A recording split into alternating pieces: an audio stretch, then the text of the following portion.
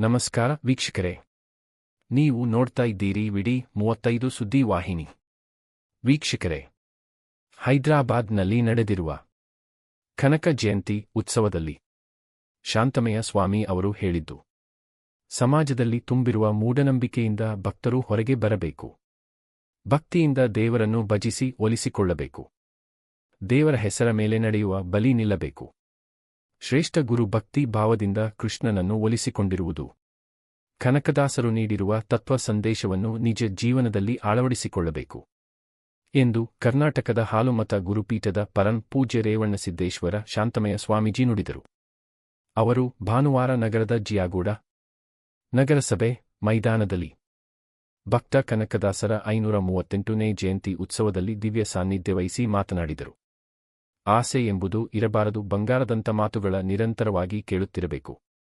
ಶಿವಶರಣರ ವಚನದಂತೆ ಮಾತು ಮಾಣಿಕ್ಯದಂತಿರಬೇಕು. ಮಾತು ಪ್ರೀತಿಯ ಮಾತಾಡಬೇಕು. ಮಾತಿನಿಂದ ಜಗಳವಾಗಬಾರದು. ಮಾತಿನಿಂದ ಎಲ್ಲರೂ ಒಂದೇ ಕಡೆ ಸೇರಿರಬೇಕು ಎಂಬ ಭಾವನೆ ಪ್ರತಿಯೊಬ್ಬರಲ್ಲಿ ನೆಲೆಸಬೇಕು.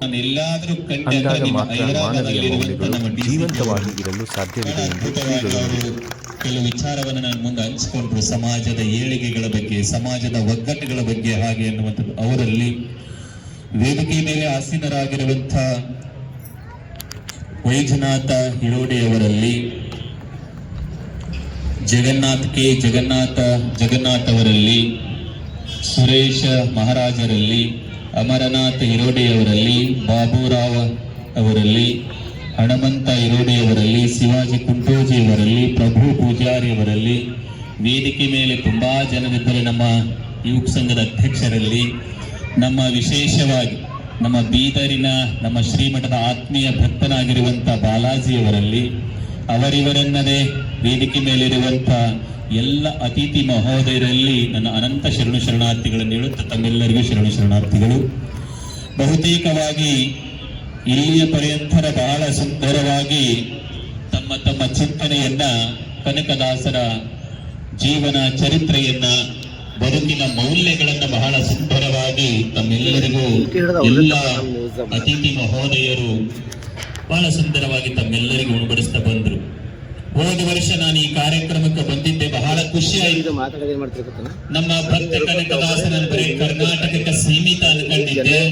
ಆದ್ರೆ ನಮ್ಮ ಭಕ್ತ ಕನಕದಾಸ ಹೈದರಾಬಾದಕ್ಕೂ ಬಂದ ನಂತರ ನನಗೆ ನಮ್ಮ ರಾಹುಲ್ ದೇಶಿ ಅವರು ಬಹಳ ಅಚ್ಚುಕಟ್ಟಾಗಿ ಹೇಳಿದ್ರು, ಅಪ್ಪಾಜಿ ನಮ್ಮ ಹೈದರಾಬಾದ್ ಆಗಿರ್ಬೋದು, ನಮ್ಮ ತೆಲಂಗಾಣದಲ್ಲಿ ಒಬ್ಬರು ದಾರ್ಶನಿಕರು ಬೇಕಾಗಿದೆ. ಒಬ್ಬರು ದಾರ್ಶನಿಕರು ಇದ್ರು ಅಂದ್ರೆ ಅವರ ನೆಪ ಅವರೊಂದು ಮುಂದಿಟ್ಟುಕೊಂಡು ನಾವು ಸಂಘಟನೆ ಮಾಡೋದಕ್ಕೆ, ಅವರನ್ನ ನಾವು ಅವರ ಹೆಸರನ್ನ ಇಟ್ಟುಕೊಂಡು ಅವರ ಹೆಸರಿನಲ್ಲಿ ಶಿಕ್ಷಣ ಸಂಸ್ಥೆಗಳಾಗಿರಬಹುದು, ನಮ್ಮ ಸಮಾಜಕ್ಕೆ ಒಂದು ಒಳ್ಳೆಯ ರೂಪರೇಷನನ್ನ ಕೊಡಬೇಕಾಗಿತ್ತು ಅಂದ್ರೆ ಒಬ್ಬರ ದಾರ್ಶನಿಕರು ಇಲ್ಲಿ ತೆಲಂಗಾಣಕ್ಕೆ ಬಹಳ ಅವಶ್ಯಕತೆ ಐತೆ ಅನ್ನುವಂಥದ್ದನ್ನು ಬಹಳ ಒತ್ತೊತ್ತಿ 2-3 ಸರಿ ಅವರು ಸಮಾಜದ ಚಿಂತನೆಯ ಬಗ್ಗೆ ಮಾತನಾಡುತ್ತಾ ಹೇಳಿದ್ರು. ಹಾಗಾಗಿ ನನಗೆ ಬಹಳ ಖುಷಿಯಾಗಿದ್ದೇನೆಂದ್ರೆ, ಇಲ್ಲಿ ಯಾರು ದಾರ್ಶನಿಕರು ತೆಲಂಗಾಣದಾಗ ಇರದೇ ಇದ್ರು ಕಾರಣ ಕರ್ನಾಟಕದಲ್ಲಿ ಹಿಡ್ಕೊಂಡು ಬಂದ್ರು. ಇಲ್ಲಿ ನಾವು ಆತನ ಹೆಸರ ಮೇಲೆ ಮಾಡ್ತೇವಂತ ನೀವು ಜೋರಾಗಿ ಚಪ್ಪಳಿಗೆ ಹೊಡೆದು ಮಲ್ಲಣ್ಣ ಕುರುಬ ಸಂಘಕ್ಕೆ ಅಭಿನಂದಿಸಬೇಕು.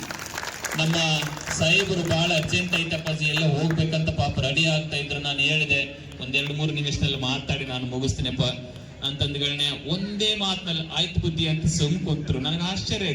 ಆಫೀಸರ್ ಇಲ್ಲ ನಾನು ಹೋಗ್ಬೇಕಂತ ಎದ್ದೋಗ್ಬಿಡ್ತಿರ್ತಾರೆ. ನಮ್ಗೆಲ್ಲ ತುಂಬಾ ಕೆಲಸ ಅದವ್ರಿಗೆ, ನಮಗೆಲ್ಲ ಆಗಲ್ಲ ಅಂತಾರೆ. ಆದ್ರೆ ಅವ್ರಿಗೊಂದು ಮಾತು ಹೇಳಿದೆ, ಈ ಕಾರ್ಯಕ್ರಮ ಆಯೋಜನೆ ಮಾಡಬೇಕಾದ್ರೆ ತಿಂಗಳಾನ್ಗಟ್ಲೆ ಶ್ರಮ ವಹಿಸಿರ್ತಾರೆ, ಎಷ್ಟೋ ತ್ರಾಸಗಳನ್ನು ಪಟ್ಟಿರ್ತಾರೆ. ನಾವೊಂದ್ ಸ್ವಲ್ಪ ಅವ್ರಿಗೆ ಸಮಯ ಕೊಡ್ಲಿಲ್ಲ ಅಂದ್ರೆ ಬೇಸರ ಆಗ್ತಾರೆ ಅಂದ್ಗಳನ್ನೇ ಪಟ್ಟನ ಅರ್ಥ ಮಾಡ್ಕೊಂಡ್ರು. ಬುದ್ಧಿಗೆ ನೀವು ಹೇಳೋದು ಕರೆಕ್ಟ್ ಇದೆ, ನಾನು ಕುಂದಿರ್ತೀನಿ ಅಂತ ತಮ್ಮೆಲ್ಲ ಕೆಲಸವನ್ನು ಬದಿ ಗೊತ್ತಿಗೆ ಕುಂತಾರೆ ಜೋರಾಗಿ ಚಪ್ಪಳಿಗೆ ಹೊಡೆದು ಅಭಿನಂದಿಸಬೇಕಾದ್ರು. ಹಾಗಾಗಿ ನಾವು ಮಾತನಾಡುತ್ತಾ ಎಲ್ಲ ಅತಿಥಿ ಮಹೋದಯರ ಮಾತುಗಳನ್ನ ಕೇಳುತ್ತಾ ನನಗೆ ಬಂದಿದ್ದು ಏನು ಅಂತಂದ್ರೆ, ಕನಕದಾಸರ ಜೀವನ. ಕನಕದಾಸರು ತಮ್ಮ ಜೀವನವನ್ನ ಯಾವ ಲೆವೆಲ್ ಅಲ್ಲಿ ಪ್ರಾರಂಭ ಮಾಡಿದ್ರು ಅಂತಂದ್ರೆ, ಅವರು ಬಡವರಲ್ಲ, ಗರೀಬಂತಿರಲ್ಲಿ. ಹಿಂದೆ ಗರೀಬ್ ಅಂತ ಕರೀತಾರೆ. ನಿಮ್ಮ ಭಾಷೆ ಆಂಧ್ರ ಭಾಷೆ ನನಗೆ ಬರಲ್ಲ. ವಾದ ವರ್ಷ ಏನೋ ಅಂದಿದ್ದೆ ನಾನು, ಅಂದರ ಬಾಗುನ್ನರ ಅಂತ ಅಲ್ಲ, ಅದೇನೋ ಯಾರೋ ಹೇಳ್ಕೊಟ್ಟಿದ್ರು. ಎಲ್ಲರೂ ಆರಾಮಿದ್ದೀರಲ್ಲ?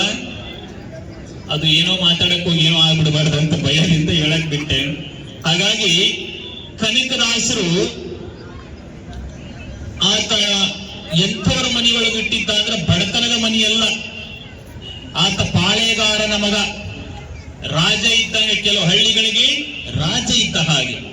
ಅಂಥ ಒಂದು ರಾಜ ಮನೆತನದೊಳಗ ಬೀರಪ್ಪ ಮತ್ತು ಬಚ್ಚಮ್ಮನ ಉದರದಲ್ಲಿ ಜನಿಸಿ ಮುಂದ ತಂದೆ ಹೋದ ಮೇಲೆ ಅದರ ಜವಾಬ್ದಾರಿಯನ್ನು, ನೀವೆಲ್ಲ ನಿಮ್ ತಂದೆ ಹೋದ ಮೇಲೆ ನಿಮ್ ಮನೆ ಜವಾಬ್ದಾರಿ ನೆನ್ತು ತಗೋತಿರಲ್ಲ, ಎಲ್ಲ ಹಳ್ಳಿಗಳಿಗೆ ದಂಡನಾಯಕನಾಗಿ ಜವಾಬ್ದಾರಿಯನ್ನು ತಗೊಂಡು ನಿಭಾಯಿಸುವ ಸಮಯದೊಳಗ ಯುದ್ಧ ನಡೀತದೆ.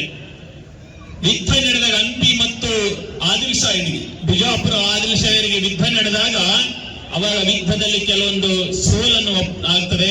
ಸೋತಾಗ ಬಹಳ ಪೆಟ್ಟಾಗಿ ನೆಲಕ್ಕೆ ಬಿದ್ದಾಗ ಅವರಿಗೆ ಅನ್ನಿಸ್ತದೆ, ನೆಲಕ್ಕೆ ಬಿದ್ದಾಗ ಏನಪ್ಪ ಈ ಜನ್ಮ ಒಂದಿನ ಹೋಗ್ತದೆ, ನಾನು ಹೊಲಕ್ಕಾಗಿ ಮನೆಗಾಗಿ ನನ್ನ ಹೆಂಡರು ಮಕ್ಕಳಿಗಾಗಿ ಬದುಕೋದಕ್ಕಿಂತ ಇನ್ನು ಮುಂದೆ ಇದಕ್ಕಾಗಿ ಬದುಕೋದು ಬೇಡ, ನಾನು ಸಮಾಜಕ್ಕಾಗಿ ಬದುಕಬೇಕಂತ ವರ್ಗ ಅವತ್ತ ಎದ್ದು ತಿರುಪತಿಯ ವೆಂಕಟರಮಣನ ಆಜ್ಞೆ ಆಯ್ತಂತ ಚರಿತ್ರೆಯಲ್ಲಿ ಬರುತ್ತದೆ. ಎದ್ದು ಎಲ್ಲಿ ಹೊರಟರು ಅಂದ್ರೆ ಸಮಾಜ ಸೇವಕ್ಕಾಗಿ ತಂಬೂರಿಯನ್ನು ಹಿಡಿದು ಹೆಗಲ ಮೇಲೆ ಕಂಬಳಿ ನೋಡವ್ರು.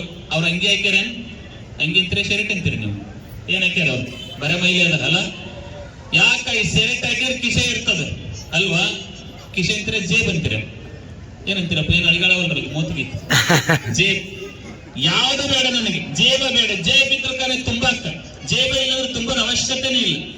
ಒಚ್ಕೊಂಡು ಎಲ್ಲಿ ಚಳಿ ಹಿಡಿತಂದ್ರೆ ಕಂಬಳಿ ಒಚ್ಕೊಳ್ಳೋದು, ದೇವರ ಧ್ಯಾನ ಮಾಡೋದಕ್ಕೆ ತಂಬೂರಿದೆ, ಮನಸ್ಸಿದೆ.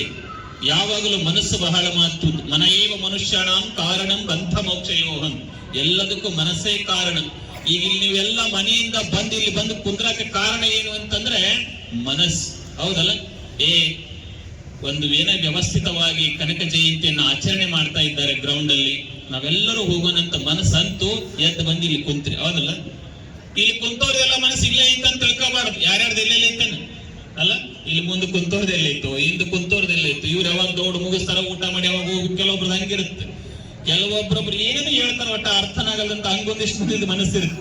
ಹಾಗಾಗಿ ಕೆಲವೊಬ್ರು ಮಾತ್ರ ಏನೋ ಮಹಾತ್ಮರು ಹೇಳ್ತಾ ಇದ್ದಾರೆ, ನಾನು ಅದನ್ನ ಆಲಿಸ್ಬೇಕು, ನನ್ನ ಜೀವನವನ್ನ ಪಾವನ ಮಾಡ್ಕೋಬೇಕಂತ ಕೆಲವೊಬ್ರು ಮಾತ್ರ ಇರ್ತಾರೆ. ಹಾಗಾಗಿ ಬಹುತೇಕವಾಗಿ ಹೈದರಾಬಾದಿನೊಳಗೆ ನೀವೆಲ್ಲರೂ ಪಾವನ ಮಾಡ್ಕೋಬೇಕಂತ ಗಟ್ಟಿಯಾಗಿ ಬಂದು ಇಲ್ಲಿ ಕುಂತೀರಿ. ಹಾಗಾಗಿ ಈ ಮನುಷ್ಯ ಜನ್ಮ ಅನ್ನುವಂಥದ್ದು ಬಹಳ ಪವಿತ್ರವಾಗಿರಬೇಕು. ಅನಿತ್ಯಾನಿ ಶರೀರಾಣಿ ವಿಭೋನೇವ ಶಾಶ್ವತಃ ನಿತ್ಯಂ ಸನ್ನಿತೋ ಮೃತ್ಯು ಕರ್ತವ್ಯೋ ಧರ್ಮ ಸಂಗ್ರಹ. ನಾವೆಲ್ಲರೂ ಕುಂತವ್ರಂತ ಇದ್ದೇವೆ, ಏನಂದ್ರೆ ನಾವು ಬಹಳ ಬೆಳೆಯಕತ್ತೇವಿ, ನಾವು ಬಹಳ ದೊಡ್ಡವರಾಗಕತ್ತೇವಿ. ಸುಳ್ಳು, ನಾವು ದೊಡ್ಡವರಾಗಕತ್ತಿಲ್ಲ, ಆಗಕತ್ತೇವೆ ಅಂತ ತಿಳ್ಕೊಂಡೇವಿ. ನಾವೇನಾಗಕತ್ತೇವಿ? ಸನ್ನಿತೋ ಮೃತ್ಯು, ಸಾವಿಗೆ ದಿನ ದಿನ ಸಮೀಪ ಆಗಕತ್ತೇವಿ, ಹೌದಲ್ಲ? ಬೆಳಿಗ್ಗೆಯಿಂದ ಇವತ್ತೊಂದ್ ದಿನಕ್ಕೆ ಸಾವಿಗೆ ನಾವು ಹತ್ರ ಆದೇವು. ಹೆಂಗ ಕಳೆದೆವು? ಯಾರ ಜೋಡಿ ಪ್ರೀತಿಯಿಂದ ಇದ್ದೆವು, ಇವತ್ತ ಯಾರ ಜೋಡಿ ಜಗಳ ಮಾಡ್ಕೊಂತ ಇದ್ದೆವು, ಯಾರು ದೇವ್ರ ಧ್ಯಾನ ಮಾಡ್ಕೊಂತ ಇದ್ದೆವು, ಯಾರು ಕೆಲಸ ಮಾಡ್ತಾ ಇದ್ವಿ, ಹೆಂಗ ಒಟ್ಟಲ್ಲಿ ಇವತ್ತು ಸೂರ್ಯ ಮುಳುಗಿದ ಒಂದು ದಿನ ನಾವು ಸಾವಿಗೆ ಸನ್ನಿತೋ ಮೃತ್ಯು, ಸಾವಿಗೆ ಹತ್ರ ಆದೇವಿ. ಅಂದ ಮೇಲೆ ಯಾವಾಗ ಬರ್ತದೆ ಗೊತ್ತಿಲ್ಲ. ಹಾಗಾಗಿ ಏನ್ ಮಾಡ್ಬೇಕಪ್ಪ ಹಂಗಂದ್ರೆ ನಾವು ಏನ್ ಮಾಡ್ಬೇಕು? ಕರ್ತವ್ಯ ಧರ್ಮ ಸಂಗ್ರಹ, ಧರ್ಮದ ಕಾರ್ಯಗಳನ್ನ ಮಾಡು. ಧರ್ಮ ಸಂಗ್ರಹ ಅಂದ್ರೆ ಏನು? ಬಾಜಾರದಾಗ ಹೋಗಿ ಒಂದು 5 ಕಿಲೋ ಧರ್ಮ ಕೊಡಂದ್ರೆ ತರಕಾರಿ ಅಂಗಡಿಗೆ ಸಿಗುತ್ತ ಅದು? ಒಂದ್ 5 ಕಿಲೋ ಧರ್ಮ ಕೊಡ್ರಿ, 5 ಕಿಲೋ ಒಳ್ಳೆ ಪುಣ್ಯ ಕೊಡ್ರಿ, ಅದಲ್ಲಿ ಸಿಗಲ್ಲ. ಅದು ಎಲ್ಲಿ ಸಿಗುತ್ತದಂದ್ರೆ ಎತ್ತ ತಾಯಿ ತಂದೆ ಸೇವೆಯನ್ನು ಯಾರು ಮಾಡ್ತಾರೆ ಅಲ್ಲಿ ಧರ್ಮ ಸಂಗ್ರಹ ಆಗ್ತದೆ. ದೀನ ದಲಿತರ ಸೇವೆಯನ್ನು ಯಾರು ಮಾಡ್ತಾರೆ ಅಲ್ಲಿ ಧರ್ಮ ಸಂಗ್ರಹ ಆಗ್ತದೆ. ಯಾರು ಬಡ ವಿದ್ಯಾರ್ಥಿಗಳು ಬಡತನದಲ್ಲಿ ಕಲಿಯಕ್ಕಾಗದೆ ಬಳಲಾಡ್ತಾ ಇರ್ತಾರೆ, ಅವರಿಗೆ ನಾವು ಪ್ರೋತ್ಸಾಹವನ್ನು ಕೊಟ್ಟೇವೆ ಅಂದ್ರೆ ಅಲ್ಲಿ ಧರ್ಮ ಸಂಗ್ರಹ ಆಗ್ತದೆ. ಇಂಥವೇ ಧರ್ಮ ಸಂಗ್ರಹವನ್ನು ಮಾಡಿದ್ರಿ ಅಂತಂದ್ರೆ ಈ ಜೀವನಕ್ಕೆ ಬಂದದ್ದಕ್ಕೂ ಸಾರ್ಥಕತೆ ಆಗ್ತದೆ ಹಾಗೆ ಎನ್ನುವಂಥದ್ದು. ಹಾಗಾಗಿ ಈ ಮನುಷ್ಯ ಜನ್ಮ ಬಹಳ ಜನ ಇರಂಗಿಲ್ಲ ಪುಣ್ಯಾತ್ಮರಿಗೆ. 100 ವರ್ಷ ಅಂತ ಹೇಳ್ತಾರೆ ಅಲ್ಲ. ನಾನು ಅಗಳೇ ಸಾಹೇಬ್ರ ಜೋಡಿ ಮಾತಾಡ್ತಾ ಹೇಳಿದೆ, ನಾವೇನ್ ಬಹಳ ದಿನ ಇರಕ್ ಬಂದಿಲ್ಲಪ್ಪ, ಯಾವಾಗ ಎದ್ದಕ್ಕೆ ಗೊತ್ತಿಲ್ಲ, ಧರ್ಮದ ಕಾರ್ಯ ಮಾಡ್ಬೇಕು. ನಾವು ಹೌದಪ್ಪಸಿ ಅಂದ್ರೆ ಪಾಪ ಅವರು, ನಿನ್ನ ಕೈಲಿ ಎಷ್ಟಾಗುತ್ತೆ ಅಷ್ಟು ಬಡ ವಿದ್ಯಾರ್ಥಿಗಳಿಗೆ ಸಹಾಯ ಮಾಡಬೇಕು. ನೀವೆಲ್ಲ IPS ಅಧಿಕಾರಿಗಳೊಂದಿಗೆ ಬುದ್ಧಿ, ನಾನಷ್ಟು ಮಕ್ಕಳನ್ನ ಬೆಳೆಸ್ತಾ ಇದ್ದೀನಿ ಅಂತ ಅವರು ಗುಪ್ತವಾಗಿ ಹೇಳಿದ್ರು. ಹಾಗಾಗಿ ಬಹುತೇಕವಾಗಿ ನಮ್ಮ ಕೈಲಿ ಎಷ್ಟು ಸಾಧ್ಯ ಆಗ್ತದೆ ಅಷ್ಟು ಒಳ್ಳೆ ಕೆಲಸಗಳನ್ನು ಮಾಡಬೇಕು. ಒಳ್ಳೆ ಕೆಲಸಗಳನ್ನ ಮಾಡಿದ್ದೇವೆ ಅಂತಂದ್ರೆ ಬಹಳ ಮಂದಿ ಏನ್ ಮಾಡ್ತಾರೆ, ನಾನು ಮಾಡಿದ್ದೆ ಯಾವಾಗಲೂ ಹೇಳಬಾರದು. ಮಾಡಿದ್ದನ್ನ ಯಾವಾಗಲೂ ಹೇಳ್ಬಾರ್ದು. ನೀವು ಮಹಾಭಾರತದಲ್ಲಿ ಕರ್ಣ ಅಂತ ಆಗೋಗ್ಯಾನೆ, ಗೊತ್ತಲ್ಲ? ಕರ್ಣ ಒಂದು ದಿನ ಏನ್ ಮಾಡ್ತಾ ಇದ್ದಂದ್ರೆ ಸೇವಿಂಗ್ ಮಾಡ್ಕೊತಾ ಇದ್ದಂತೆ. ಸೇವಿಂಗ್ ಅಂದ್ರೆ ಗೊತ್ತಲ್ಲ, ದಾಡಿ ಮಾಡ್ತಾ ಇದ್ದ. ದಾಡಿ ಮಾಡ್ಕೋತಾ ಇದ್ದ. ದಾಡಿ ಮಾಡವನ ಮುಂದೆ ಕುಂತಿದ್ದ. ಅವನ್ ದಾಡಿ ಮಾಡ್ಕೋಬೇಕಾದ್ರೆ ಆ ಕತ್ತಿನ ಕ್ಲೀನ್ ಮಾಡಕ್ ಒಂದು ವಾಟೆ ಇತ್ತು. ವಾಟೆ ಇತ್ತೇನಿತ್ತು?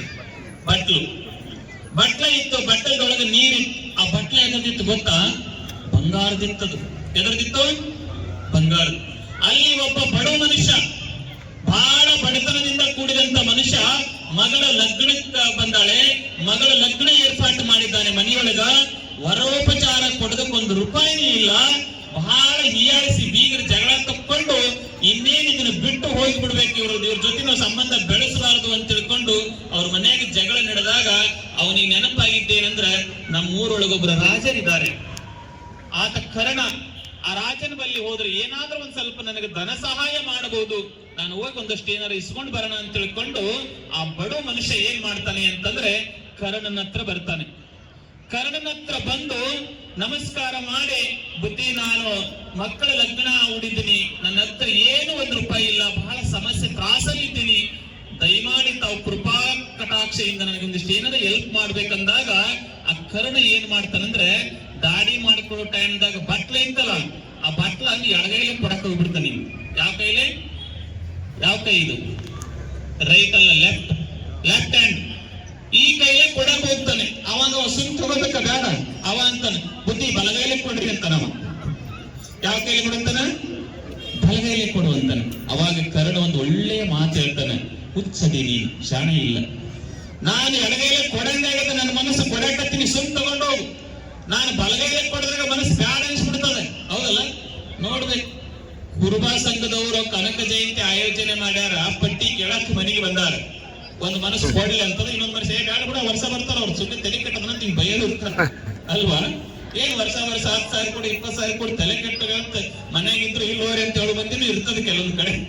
ಇಲ್ಲೇ ನಂಗಿಲ್ಲ ಇತ್ತಂದ್ರೆ ಈ ಕಾರ್ಯಕ್ರಮ ಹಿಂಗ ಆಗಕ್ಕೆ ಸಾಧ್ಯ ಇಲ್ಲ ಅನ್ನುವಂಥದ್ದು. ಈ ಎಲ್ಲ ಕಾರ್ಯಕ್ರಮಗಳು ಬಹಳ ಸುಂದರ ಆಗ್ಬೇಕಾದ್ರೆ ತಾವು ಬಹಳ ಶ್ರದ್ಧೆಯಿಂದ ಸಹಾಯ ಧನವನ್ನು ಕೊಡ್ತೀರಿ ಹಾಗೆ ಎನ್ನುವಂಥದ್ದು. ಹಾಗಾಗಿ ಕರ್ಣ ಹೇಳ್ತಾನೆ, ಎಡಗೈಲಿ ಕೊಟ್ಟದ್ದಾಗ್ಲಿ ಬಲಗೈ ಗೊತ್ತಿರಬಾರದು, ಬಲಗೈಲಿ ಕೊಟ್ಟದ್ದು ಎಡಗೈ ಗೊತ್ತಿರಬಾರದು, ಒಟ್ಟಲ್ಲಿ ದಾನ ಮಾಡಿದ್ ಯಾರಿಗೆ ಗೊತ್ತಾಗ್ಬಿಡ, ಸುಮ್ ತಗೊಂಡು ಹೋಗುವಂತ ಕೊಡ್ತಾನೆ. ಹಾಗಾಗಿ ನೀವು ಎಲ್ಲೇ ದಾನ ಧರ್ಮಗಳನ್ನ ಮಾಡಿದ್ರೆ ಅದು ಯಾರ ಮುಂದೆ ನಾವು ಹೇಳ್ಕೊಂಡೆ ಹೋದ್ರೆ ಅದು ಹೇಳಿ ಕೊಟ್ಟದ್ದು ಕೂಡ ಒಂದು ವಚನ ಇದೆ, ಕೊಟ್ಟದ್ದು ಕೆಟ್ಟಿ ತಿನ್ನಬೇಡ, ಮುಂದೆ ನಿನಗೂ ಕಟ್ಟಿಹುದು ಬುದ್ಧಿ ಸರ್ವಜ್ಞ ಅಂತ. ಹಾಗಾಗಿ ನಾವು ಕೊಟ್ಟ ಮೇಲೆ ಅದು ಕೆಟ್ಟು ಅನ್ನಕ್ ಹೋಗ್ಬಾರ್ದು. ಹಂಗಂದಾಗ ಮಾತ್ರ ಈ ಬದುಕು ಬಂದದಕ್ಕೂ ಸಾರ್ಥಕ ಆಗ್ತದೆ ಹಾಗೆ ಅನ್ನುವಂಥದ್ದು. ಹಾಗಾಗಿ ಸುಂದರವಾದ ಮನುಷ್ಯ ಜನ್ಮ ನಾವೆಲ್ಲ ಇತ್ತಿತ್ತಲಾಗಿ ಏನ್ ಮಾಡಕತ್ತೇವೆ ಅಂತಂದ್ರೆ, ಈ ಜನ್ಮದೊಳಗ ಕೂಡಲ ಸಂಗನ